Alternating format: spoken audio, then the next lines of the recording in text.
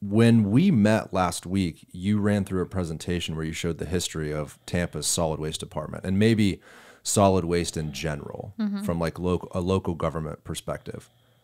You guys were telling me that there was a long period of time where there wasn't any sort of solid waste department. Trash was just put in landfills. Granted, back then maybe there was more glass, right? More metal products, less plastic, maybe actually no plastic at all in the very beginning. Translating to today, there's a massive amount of recycling and garbage and waste and all this sort of stuff. So kind of run me, I guess, through the history from the very beginning. Why was this, it's a rhetorical question, but why was this department necessary?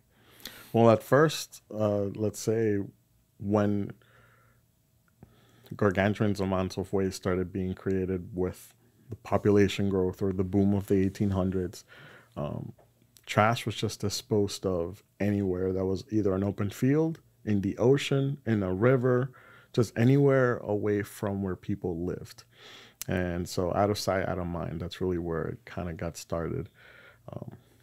They weren't burying it at first. They weren't doing anything too specific. They were just tossing it away. And if you could make sure it flowed away into the ocean, that was even better for them. So at first, there was no system.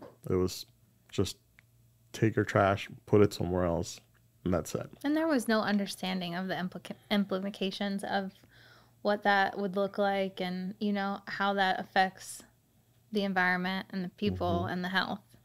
It was just like, we have this extra stuff. What do we do with it? We throw it away. And almost a weird way too, the waste, well, I wouldn't maybe say not as harmful. Certain petroleum products and glues and adhesives and stuff like that was thrown away. But if it's all glass, right? Like there's not necessarily an issue with burying glass in the ground, right?